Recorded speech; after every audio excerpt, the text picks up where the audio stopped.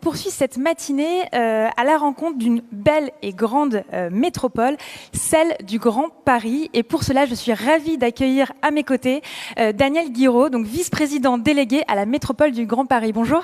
Bonjour. Alors, est-ce que vous pouvez parler juste dans le micro? Super.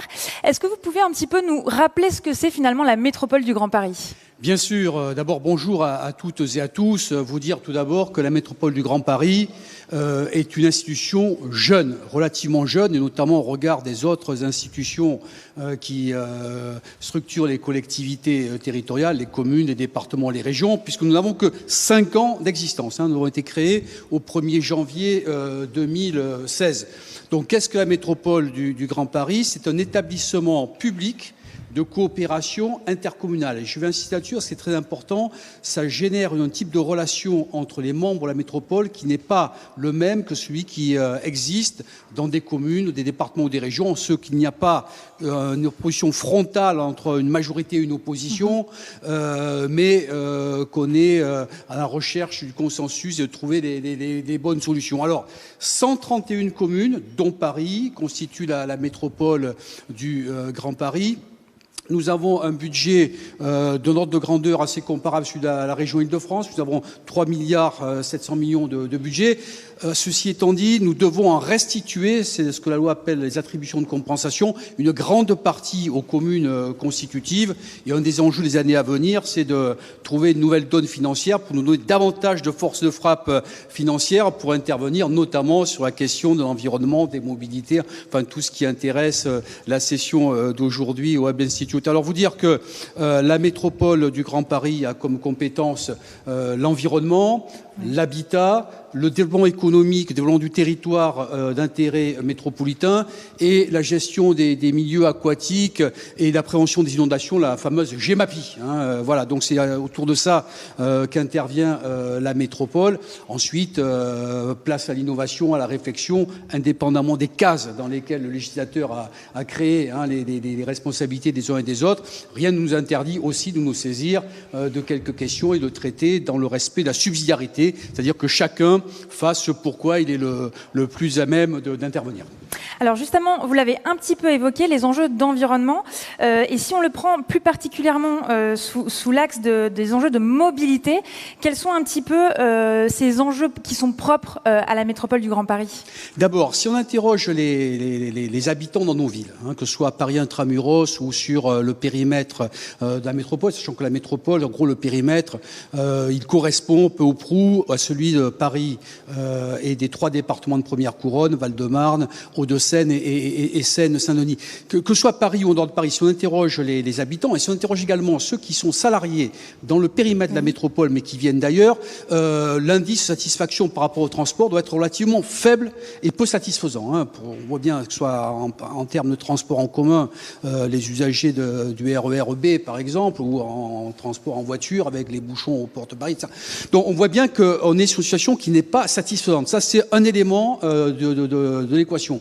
L'autre élément, c'est que nous nous sommes donné collectivement les moyens d'améliorer considérablement les choses. C'est-à-dire qu'il y a une dizaine d'années, on a lancé un projet qui s'appelle le Grand Paris Express, de nouvelles lignes de transport en commun qui auront une particularité par rapport à l'existant. C'est que l'existant, c'est un grand nombre de lignes de métro, de RER, des tramways, etc. Mais globalement, le système a été conçu en étoile à partir du parvis de Notre-Dame, où tout doit converger. Et l'avantage du Grand Paris Express, c'est que nous allons mailler le territoire avec des rocades, des grandes rocades de transport en commun, avec des hubs de transport en commun assez importants, qui permettront de circuler beaucoup mieux et d'assurer notamment ce qu'on appelle les déplacements banlieue-banlieue, qui actuellement sont très, très compliqués. Donc ça, c'est la première chose, c'est-à-dire une situation qui n'est pas satisfaisante, des atouts pour l'avenir. D'ici 10 ans, nous aurons le système de transport en commun le plus élaboré de toutes les grandes métropoles mondiales, incontestablement. C'est 2030, l'échéance là actuellement dans une phase chantier. Moi, je connais bien ça en tant que maire. J'ai suivi deux stations nouvelles en création, une ex nihilo, l'autre en amélioration. Ça supporte les gens, mais une fois que le chantier est terminé, il y a le réseau qui sera livré et d'ici 2030 sera terminé. Alors ça, c'est un élément du problème. Il y a la question environnementale, comme vous l'avez dit, qui se greffe là-dessus. C'est-à-dire que nous sommes confrontés à un double défi, un défi immédiat de l'ordre sanitaire, puisque toutes les études convergent vers le fait que la pollution tue, et qu'elle tue tous les jours. Nous sommes à 6-7 000 morts, et encore, il semblerait que ce chiffre soit sous-estimé. On appelle ça mort prématurée, mais je pense que c'est par abus de langage. En fait, ce sont des morts directement liées à la pollution sur le périmètre métropolitain, et d'ordre de 50 000, là encore, sous-évalués sur l'ensemble du territoire national. La France a été condamnée à 2 reprises par la Cour de justice de l'Union européenne, le Conseil d'État l'an dernier également.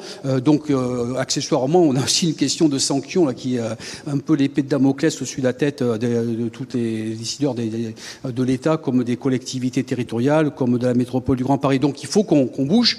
Et donc, la ZFE, zone faible émission, est un outil pour permettre d'améliorer les choses. Alors, quel regard est-ce que vous portez sur l'innovation, justement, au service de cette transition écologique, et comment est-ce qu'elle y contribue concrètement ? D'abord, les métropoles sont dans leur essence même, l'innovation est un levier absolument indispensable. Nous avons une instance internationale qui s'appelle le C40. Je trouve que c'est Patrick Ollier, président de la métropole, mais c'est la première vice-présidente, Anne Hidalgo, qui est responsable des relations avec le C40, c'est-à-dire les grandes métropoles mondiales.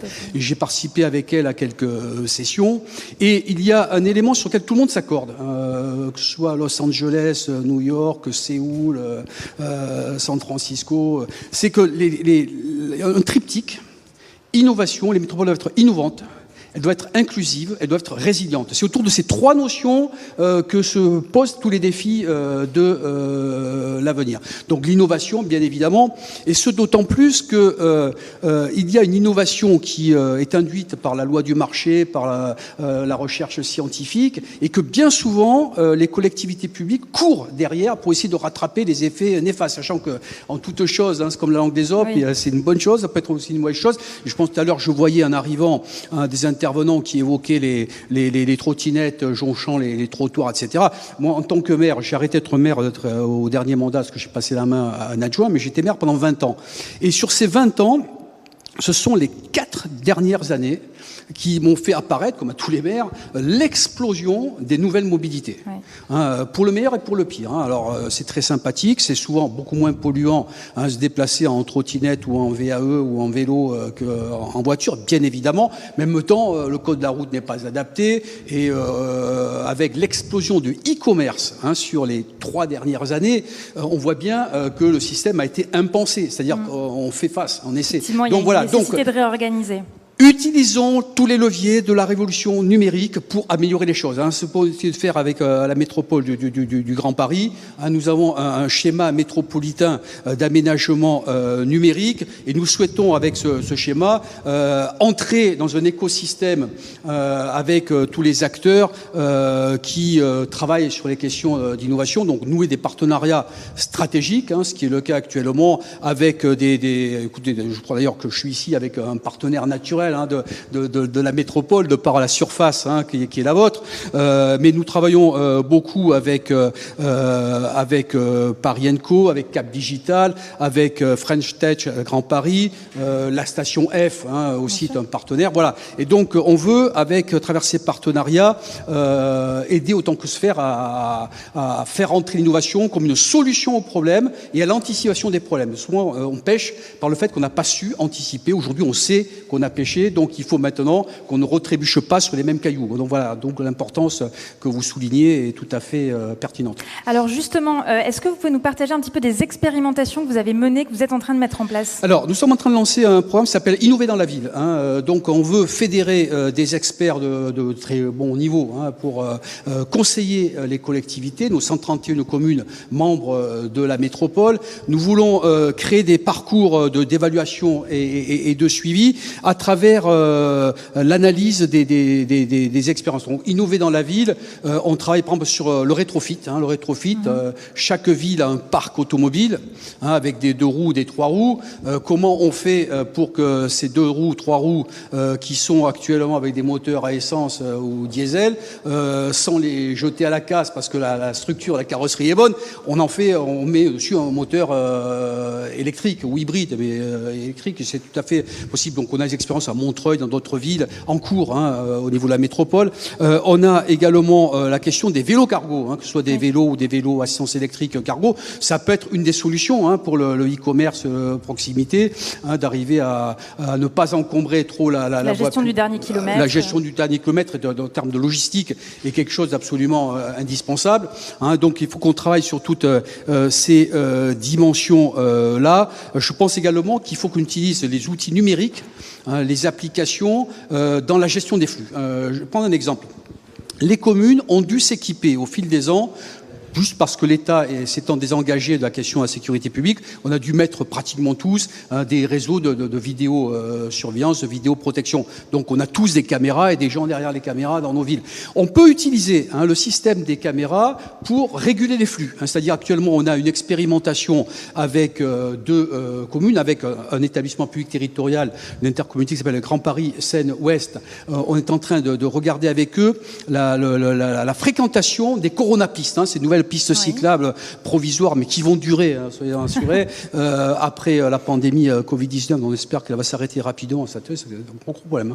Dans les écoles, aujourd'hui, je peux vous dire qu'on explose. Bon. Donc, les coronapistes, il faut qu'on étudie. Et pour ça, avec un logiciel, des algorithmes, on arrive à regarder la fréquentation, les heures de fréquentation et adapter un petit peu nos dispositifs par rapport à ça. Avec une autre commune, Levallois-Perret, on regarde le franchissement des feux rouges. C'est-à-dire que vous avez bien remarqué que le feu rouge, maintenant, pour certaines catégories d'utilisateurs, c'est purement... Il n'existe plus. Voilà. Donc, quels sont les comportements et ensuite, comment on peut les améliorer. Voilà. Donc, on travaille à travers tout ça, dans le cadre de cet écosystème, pour faciliter l'innovation et avoir un rôle un peu de catalyseur pour l'émergence de solutions, de grappes de solutions aux problèmes posés par la modernité. Alors, si on parle un petit peu plus d'énergie, la métropole du Grand Paris est engagée dans de nombreux plans. Est-ce que vous pouvez nous en parler un petit peu ? Alors, je vais vous faire grâce du détail des plans, parce qu'un plan, c'est qu'un outil, c'est pas le plan qui est important, c'est de l'ambition, en tout cas, et la vision. Justement, en termes d'ambition concrète. Bon, en termes d'énergie, la métropole du Grand Paris, son territoire, on consomme énormément. Et on produit peu. Alors on consomme énormément, notamment la révolution numérique nous fait consommer davantage. Par exemple, en Seine-Saint-Denis, dans le secteur autour de Saint-Ouen, Saint-Denis, pleine commune, vous avez un nombre de data centers au kilomètre carré qui est absolument impressionnant. C'est extrêmement énergivore, extrêmement énergivore. Alors après, il faut réutiliser l'énergie fatale, dégager, etc. Mais ce qu'il faut, c'est qu'aussi nous apportions notre pierre, notre contribution à la production d'énergie et d'énergie alternative, d'énergie propre. Tout à l'heure, un intervenant, quand je suis arrivé, parlait de l'hydrogène vert. Autant je suis circonspect sur certaines utilisations d'hydrogène, pas très vert, mais l'hydrogène véritablement propre, pour moi, est la voie de l'avenir. Il faut qu'on travaille beaucoup, alors recherche scientifique, le stockage, etc. Mais c'est une des voies de l'avenir. Alors, sur l'énergie. Nous n'avons pas le statut d'autorité organisatrice de la distribution de l'énergie. Mais on travaille avec des syndicats intercommunaux, de vieux syndicats, le CIGEIF, le CIPEREC pour le gaz, pour l'électricité, la ville de Paris et ses opérateurs, pour coordonner l'action et faire en sorte qu'on puisse développer des sources d'énergie propre. Alors, on ne va pas mettre des champs d'éoliennes sur nos toits, ni offshore sur la Seine. En revanche, on a la possibilité, avec l'atelier parisien d'urbanisme, on a travaillé sur les toits de la métropole, et nous avons la capacité d'installer une surface de panneaux photovoltaïques extrêmement intéressante. Alors on a commencé, donc la métropole conventionne avec des villes et des opérateurs, des associations, genre Électron Solaire 93, pour installer, financer, participer au financement d'installations de panneaux sur les toitures d'équipements publics. L'idée étant, à travers les équipements publics, d'avoir une action de sensibilisation vis-à-vis des propriétaires privés, des copropriétés, pour pouvoir faire la même chose sur les toitures, là où c'est possible, c'est pas le cas partout, mais enfin souvent c'est possible, pour installer des panneaux photovoltaïques. Nous avons également l'opportunité dans le territoire métropolitain d'avoir une texture de sous-sol qui est parfaitement propice à la géothermie profonde.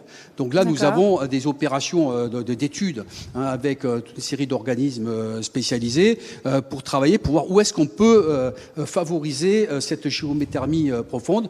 histoire de contribuer à l'effort pour arriver à l'objectif qu'on connaît bien, 60% d'énergie renouvelable et alternative, et dont la moitié pratiquement produite localement. Donc c'est un objectif, bien je pense qu'on peut y arriver en mettant toutes les choses en synergie. En tout cas, c'est ce qu'on s'efforce de faire avec modestie, mais également avec beaucoup de détermination.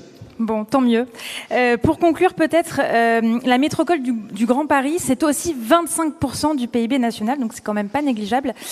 Comment est-ce que vous accompagnez les acteurs économiques, justement, dans cette transition? Et si on prend l'exemple des flottes de véhicules, qu'est-ce que vous mettez à leur disposition? Alors, votre question est très intéressante et très importante. Tout à l'heure, on parlait de la ZFE. La ZFE, c'est pas d'écologie punitive. La ZFE, c'est améliorer les choses dans l'intérêt de tous, dans l'intérêt des particuliers comme des entreprises, parce que la question de l'attractivité, la compétitivité de l'aire métropolitaine et plus largement du bassin parisien, voire même de l'axe Seine jusqu'à Rouen-Le Havre, se pose aussi à travers une meilleure qualité de vie, à travers une meilleure qualité de l'environnement. Donc nous avons une logique d'aide aux particuliers comme aux entreprises. Sur les particuliers, nous avons un guichet unique pour les aides, qui s'appelle le Métropole Roule Propre. Et nous avons interpellé l'État pour qu'il mette à disposition des prêts à taux zéro. Alors, ça sera du microcrédit garanti pour partie par l'État. Donc, ça avance, même si on n'est pas encore sur l'optimum de ce qui pourrait être fait. C'est une première étape. C'est une première étape intéressante. Et en termes d'aide aux entreprises, nous souhaitons, dès qu'on a pensé créer la ZFE, une des premières choses, c'était comment on fait pour les artisans, les commerçants, ceux qui ont des vieux véhicules. Sauf que la loi, alors parfois on se heurte aussi à des barrières administratives. La loi ne permet pas aux métropoles d'aider directement ou indirectement les entreprises. C'est la région, ce sont les conseils régionaux qui ont le monopole des aides directes ou indirectes aux entreprises. Ils peuvent subdéléguer, ça a été le cas, Jean-Paul Huchon avait subdélégué à Delanoë sur Paris. Mais aujourd'hui, nous n'avons pas encore la possibilité de faire. Mais dès que cet obstacle-là sera levé, on travaillera pour aider les entreprises, notamment les petites entreprises, très petites entreprises, à pouvoir changer leur véhicule, sachant qu'on ne part pas de rien. Il y a déjà des dispositifs qui existent. Mais mis bout à bout, il reste quand même un reste à charge. Et justement, tout l'enjeu, c'est d'aider ces petites entreprises à assumer ce reste en charge, et notamment dans un contexte difficile, rendu encore plus difficile par la pandémie du Covid-19. Voilà, c'est un peu la problématique qui est celle de l'aide aux entreprises. Après, pour le reste, il y a aussi X manières d'aider les entreprises à réaliser leurs projets. Et je crois que là où il y a une volonté, il y a un chemin. Je crois qu'on a tous la volonté de faire en sorte qu'on soit tous gagnants-gagnants dans le pays. Et on sent que la volonté, le dynamisme est là. Merci beaucoup. Merci à vous, madame. Merci. Puis on se donne rendez-vous dans quelques mois pour faire le point un petit peu de toutes ces initiatives. Je répète, le partenariat avec Comme nous paraît quelque chose de très, très important, parce que vous avez quand même une vraie surface. Bon, voilà, vous êtes des acteurs importants. On en est ravis. En tout cas, on contribue au quotidien à cette transition. Merci beaucoup. À bientôt. Merci.